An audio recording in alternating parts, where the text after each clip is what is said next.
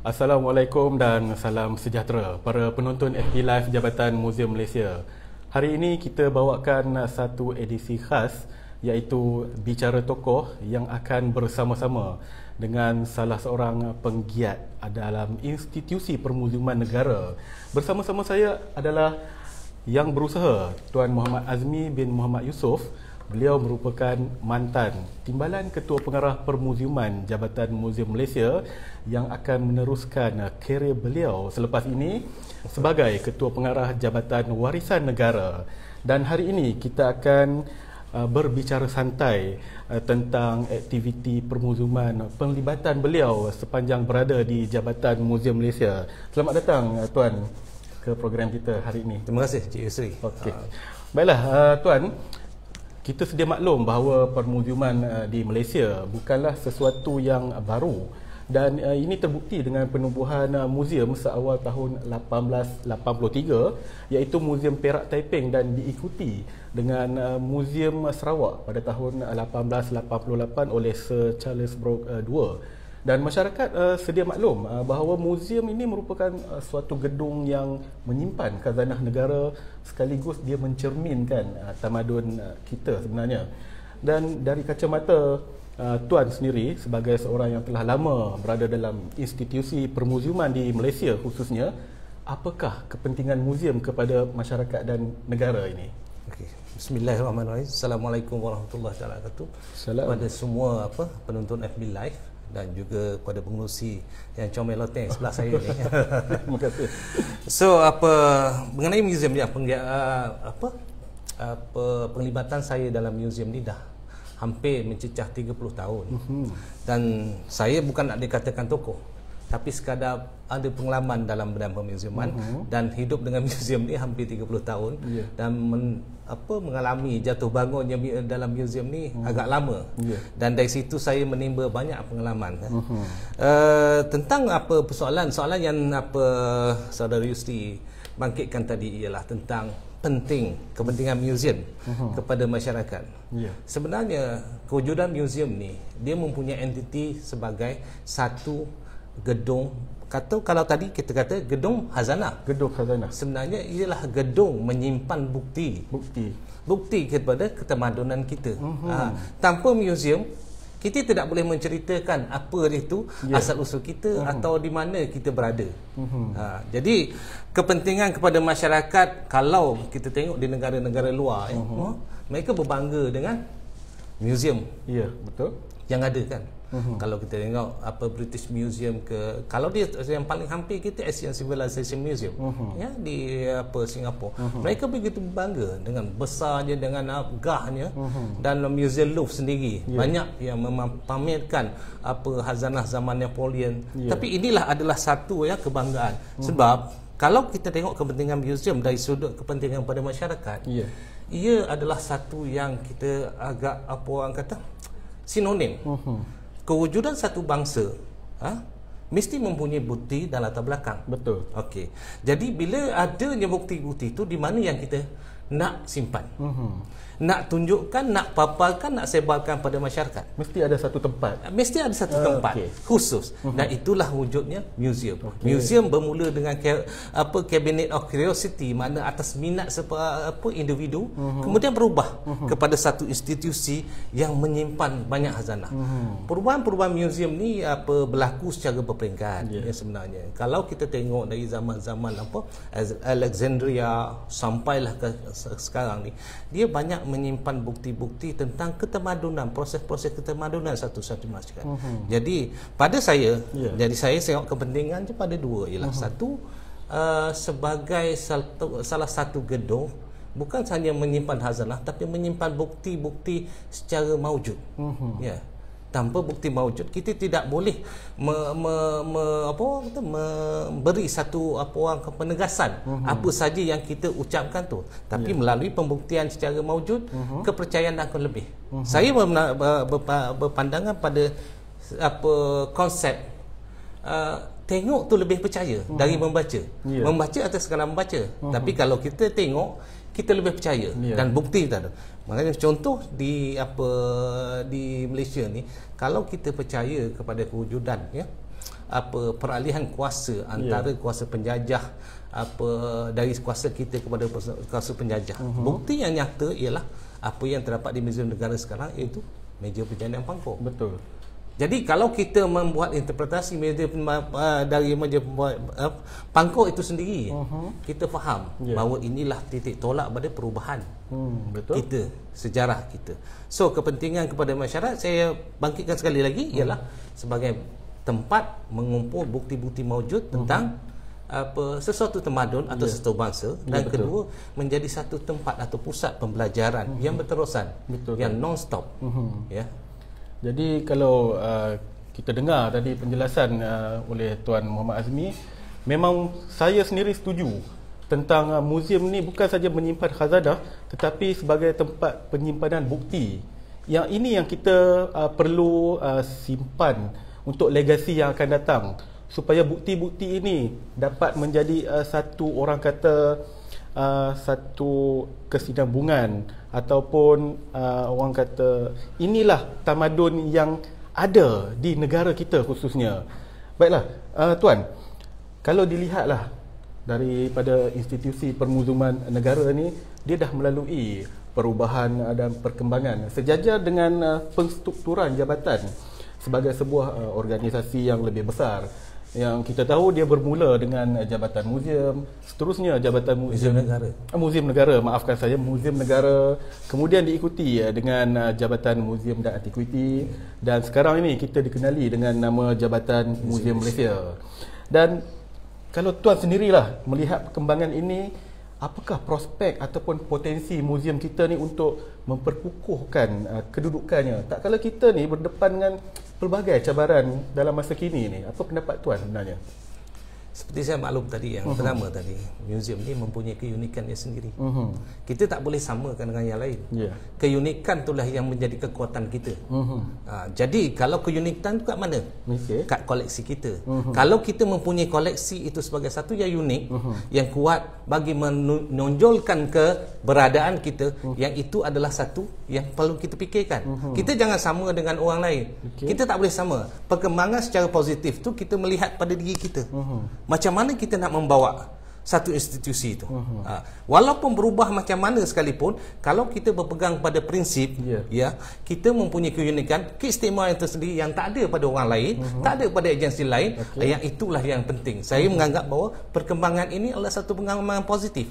Jika sekiranya kita masih berpegang kepada keunikan kita, kita tak boleh bersaing. Sebenarnya orang lain, kalau kita mempunyai sesuatu artifak yang boleh mencerminkan budaya yang lalu, atau memberi pengajaran pada budaya lalu, atau perkembangan sejarah baru, jadi orang lain tak akan dapat menandingkan kita. Sebab apa yang kita ada itu adalah satu yang berbeza. Saya menganggap pada walaupun perubahan dari segi nama, struktur, apa saja, keunikan tetap ada. Cuma macam mana kita nak membawa, nak menonjolkan, nak menterampilkan institusi itu sebagai kepada orang umum bahawa kita adalah institusi yang penting. Sejajar dengan kehendak-kehendak sekarang. Dan kalau tidak ada institusi muzium ni, saya rasa perkembangan sehari-hari jadi suram. Kita tidak tahu punca kita. Di mana kita berpunca, mana kita asal, apa masyarakat kita. Semua tu yang kita boleh hayati dan nikmati dengan persembahan yang ada di muzium, dengan sekali dengan bukti-bukti yang ada. Jadi maknanya kita sepatutnya berbangga, tuan, berbangga dengan keunikan yang ada pada muzium tu sendiri. Kalau agensi lain ataupun tempat lain ada keunikannya tersendiri, kita pula di bahagian permuziuman, contohnya kita di negara kita, harus orang kata berbangga dengan apa yang kita kecapi ini, dan kita perlu meneruskan sebenarnya. Saya setuju dengan pendapat tuan sebentar tadi, kita meneruskan legasi itu kerana kita ada keunikan yang kita tak patut abaikan sebenarnya, tuan. Yang saya nak maksudkan sekarang, saya menjelaskan. Okey. Setiap perkembangan tamadun itu mempunyai bukti-bukti yang ditinggalkan. Okey, mungkin generasi saya dengan cara saya. Mungkin generasi tuan dengan cara tuan.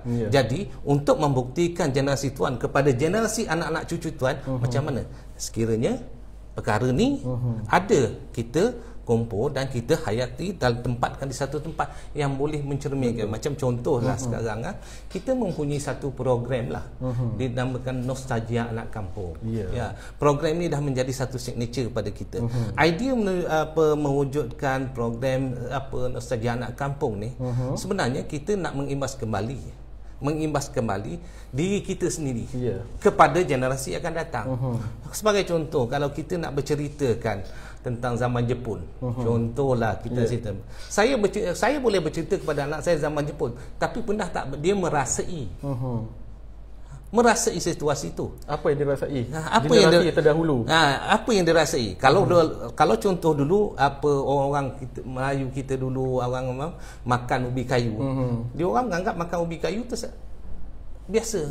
Tapi pada kita itulah makan ruji. Makanan ruji yang kita dapat masa tu.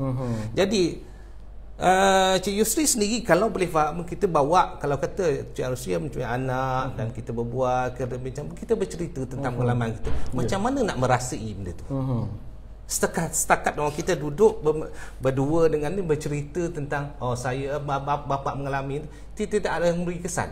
Kecuali kita bawa, kita adakan satu program seumpama ni, ni bapa pernah main macam ni, ini cara kita main. So jadi perkara tu akan mengimbau kembali. Baru dia akan faham.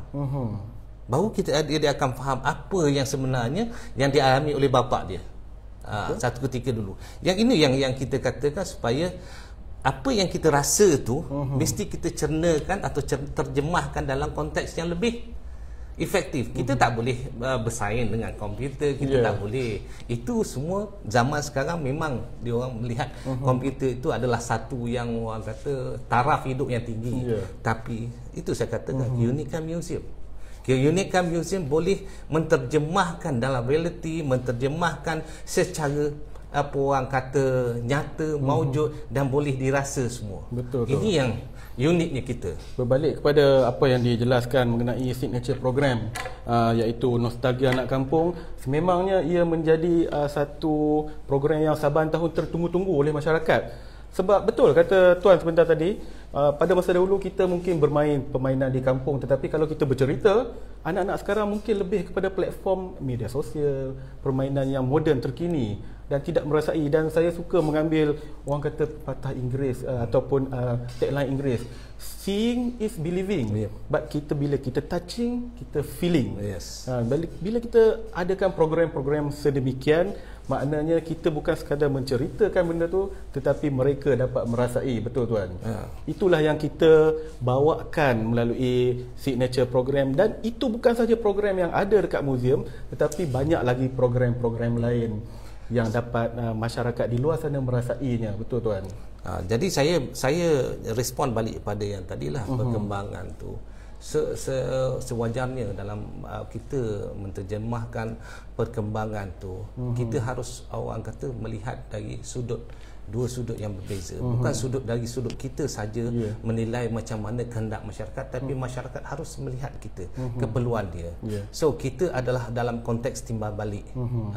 Jadi perkembangan yang kita buat, kita harus ada satu analisis kita sendiri. Apakah masyarakat perlu? Jangan kita membuat sesuatu program tu berasaskan kata apa yang kita nampak dia nak, tapi sebenarnya dia tak nak.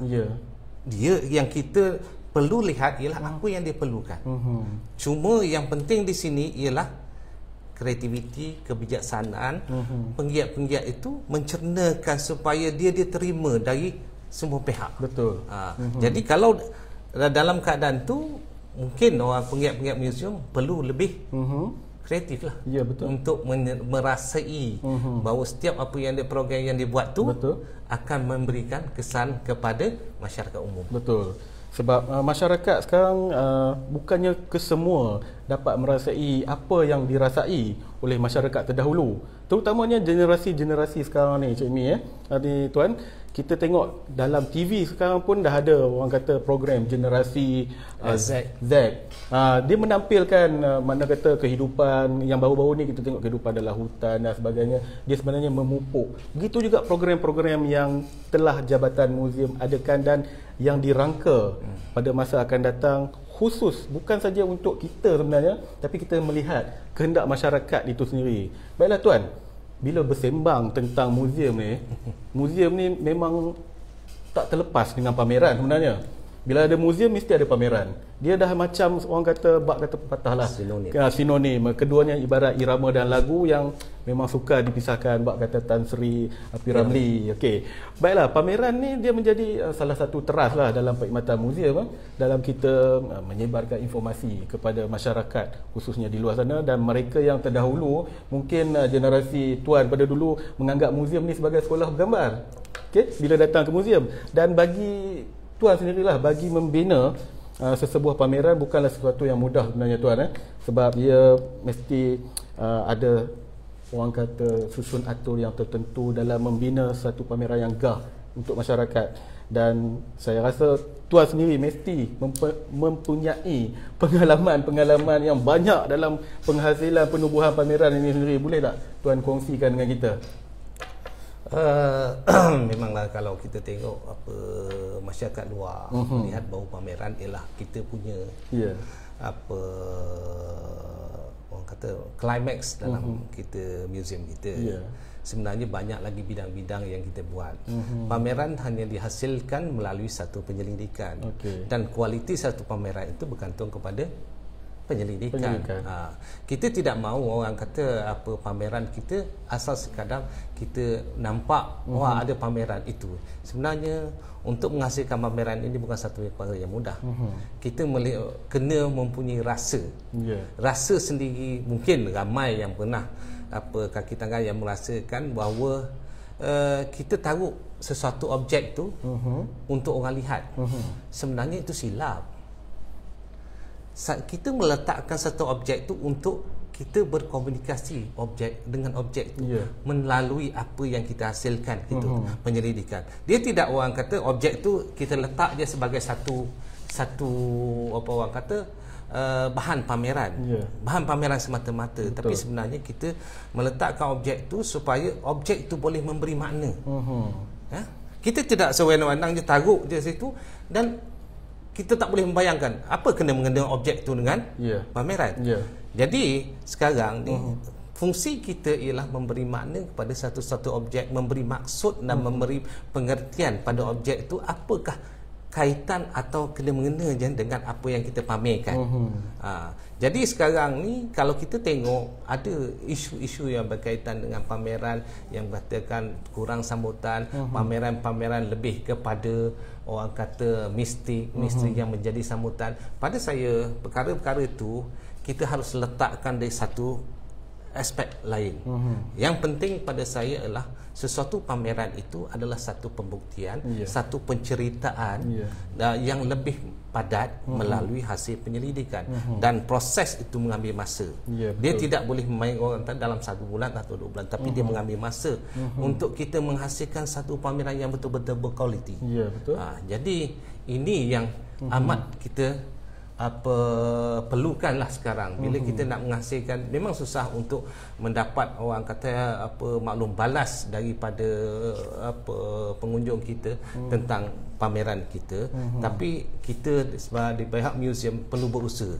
Perlu berusaha untuk mencari di mana kelemahan kita, di mana kekurangan kita, agar apa yang kita sajikan itu memberi satu impak atau pengertian yang lebih. Berbalik kepada apa yang telah dijelaskan oleh Tuan Muhammad Azmi sebentar tadi, memang betul macam kita mempamerkan objek seperti contoh yang telah disebutkan sebelum ini, iaitu Tuan telah sebutkan meja perjanjian Pangkor. Ia bukan semata-mata objek meja, tetapi ia penceritaan tentang kisah perjanjian, bagaimana orang terdahulu yang menjadikan ianya, inilah buktinya tentang sejarah negara.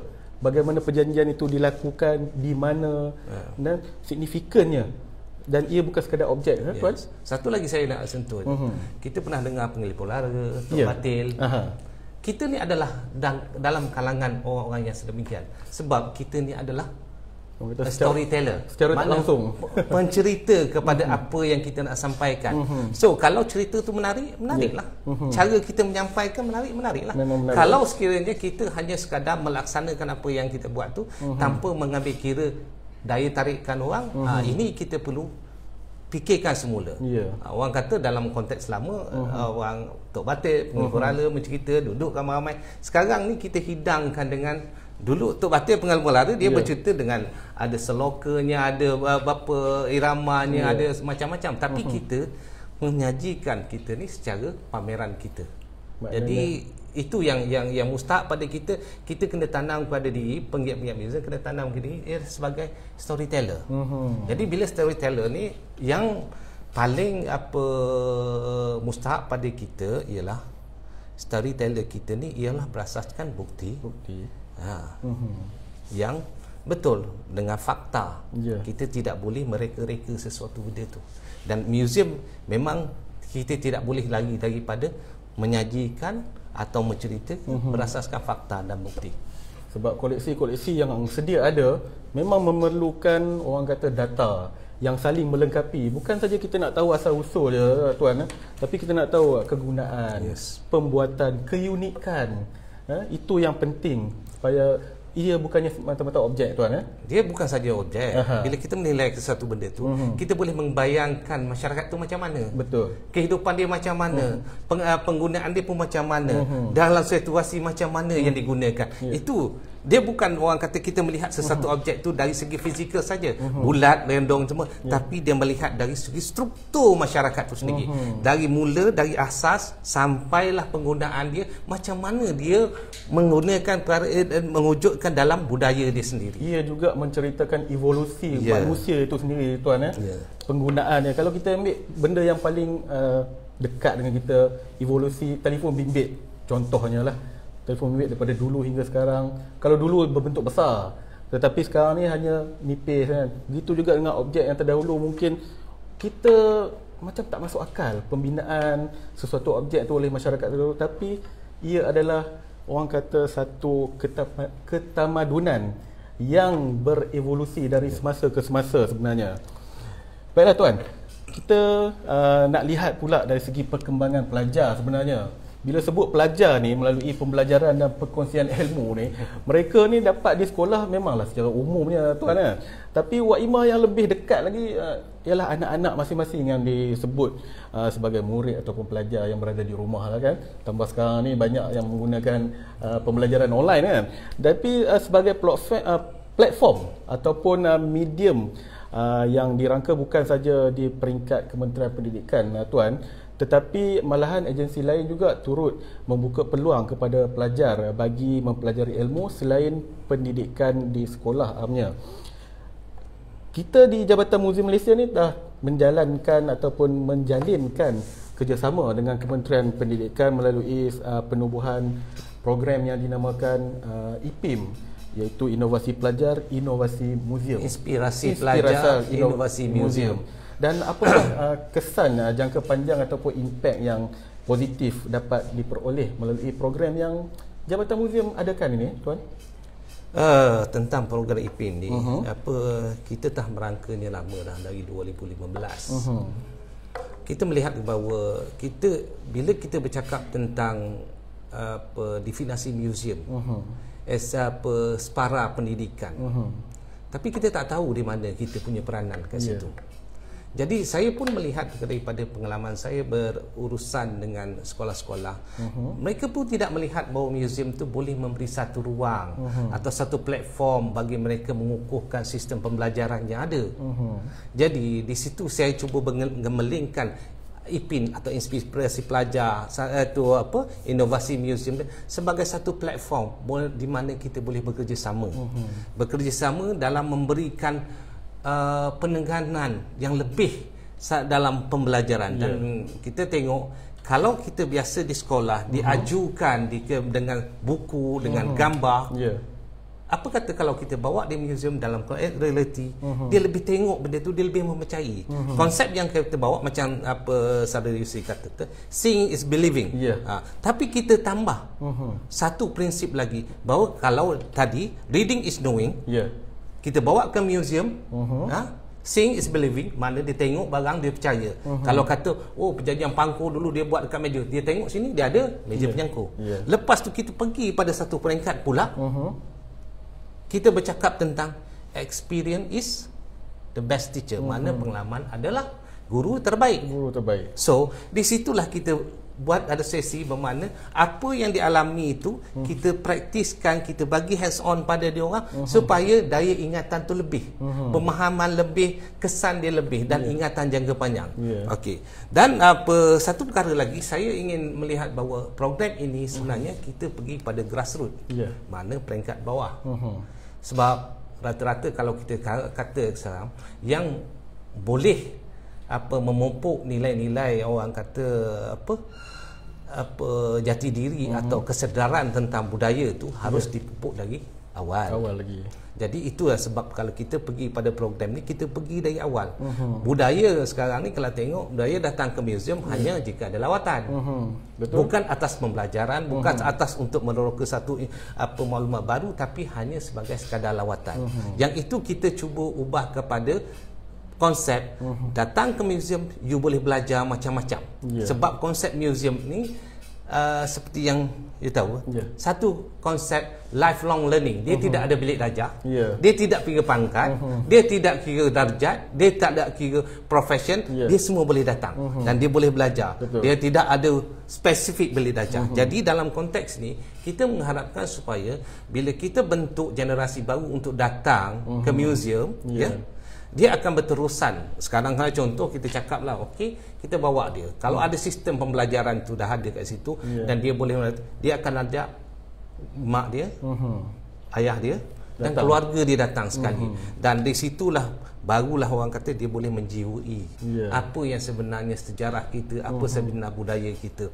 Dan jangka masa panjangnya saya mengharapkanlah supaya proses untuk hadir ke museum sebagai museum menjadikan satu tempat yang bermanfaat untuk tujuan pendidikan dan pembentukan jati diri generasi adalah amat cerah bila perkara ini boleh sebab kalau kita lihat Tuan, memang dalam kita memperkenalkan kepada pelajar tu, kita adakan simulasi sebenarnya dalam IPIM tu sendiri. Sebab kita memang seperti yang Tuan jelaskan, kita nak bagi pelajar-pelajar tu merasai. Sebab bak kata pepatah, melentur buluh biarlah dari rebungnya.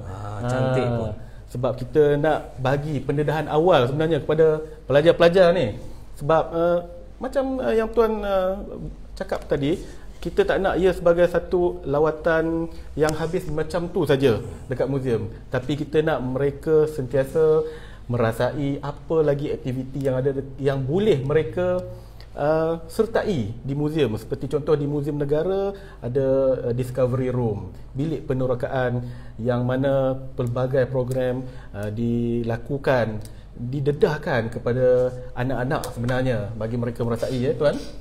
Baiklah, kita tengok dari segi skop sekarang ini di peringkat abad yang sekarang ni, penggunaan media sosial sememangnya meluas, dan ini tak terlepas dengan penggunaan tagline ataupun hashtag sebenarnya, Tuan, yang telah digunakan secara meluas sebenarnya oleh masyarakat ini.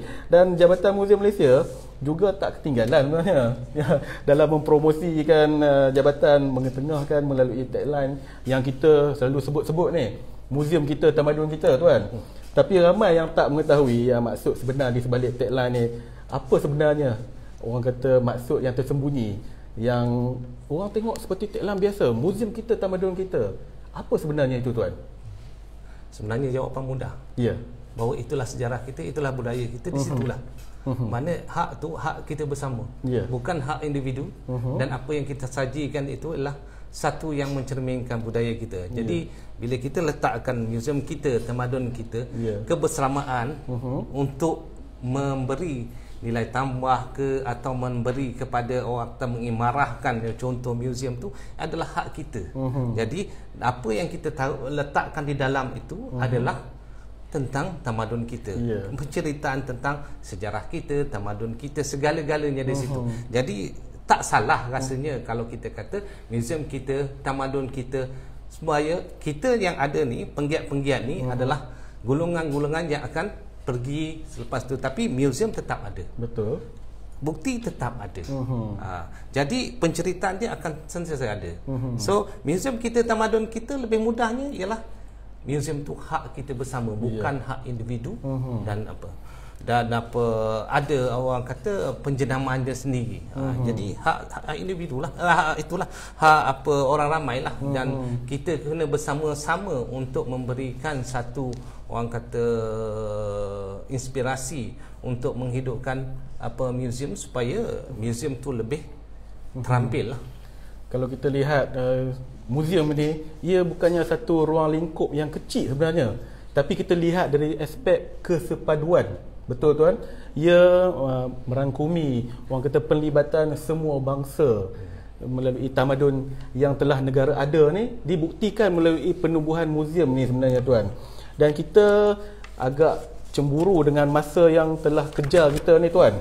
Okey, dan saya nak minta tuan kalau boleh berikan harapan dalam merealisasikan hasrat kerajaan, khususnya untuk melahirkan warga negara Malaysia ni yang memiliki semangat jati diri yang tinggi, taat setia kita, cintakan sejarah, budaya dan warisan negara kita ni. Boleh tuan kongsikan dengan kita?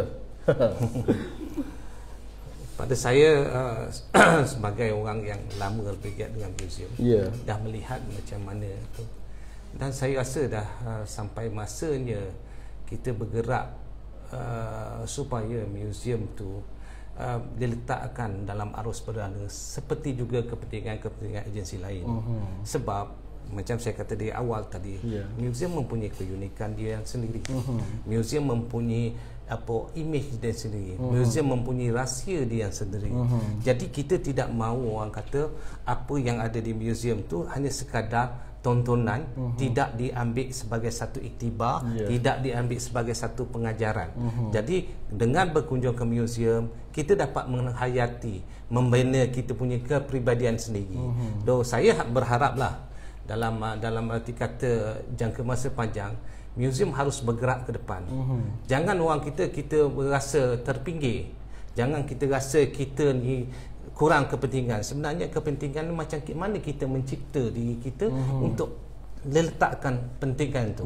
Betul. Kita tidak mahu, orang kata, sekadar setakat ada muzium sebagai menjadi satu tempat tontonan saja, tapi kita perlu memberi nilai tambah, memberi keberkesanannya, supaya masyarakat boleh terima, masyarakat boleh sedar bahawa kewujudan muzium perlu bagi setiap negara dalam mencerminkan budaya, tamadun sesuatu bangsa. Sebab itu kita balik kepada tagline kita, muzium kita, tamadun kita. Sama-samalah kita ke arah tu. Okey, itulah perkongsian yang telah dijelaskan oleh Yang Berusaha Tuan Muhammad Azmi bin Muhammad Yusof, mantan Timbalan Ketua Pengarah Permuziuman Jabatan Muzium Malaysia, yang tak lama lagi akan meneruskan kerjaya beliau di Jabatan Warisan Negara.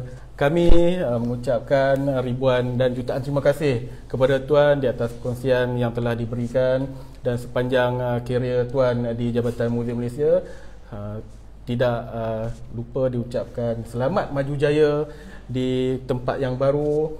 Dan juga para penonton di luar sana, teruskan untuk mengikuti program-program di atas talian Jabatan Muzium Malaysia melalui platform media sosial kami, dan juga dapatkan informasi-informasi yang sahih melalui website rasmi kami, iaitu www.jmm.gov.my. Teruskan memberi sokongan kepada muzium. Ya, betul. Tanpa tuan, muzium tidak ada. Tanpa sokongan tuan, muzium tidak akan terampil. So harapan supaya muzium terus cemerlang dan terus relevan dalam cabaran masa yang akan datang. Tuan, kita tinggalkan para penonton kita. Kita gunakan hashtag kita, iaitu muzium kita, tamadun kita. Jumpa lagi.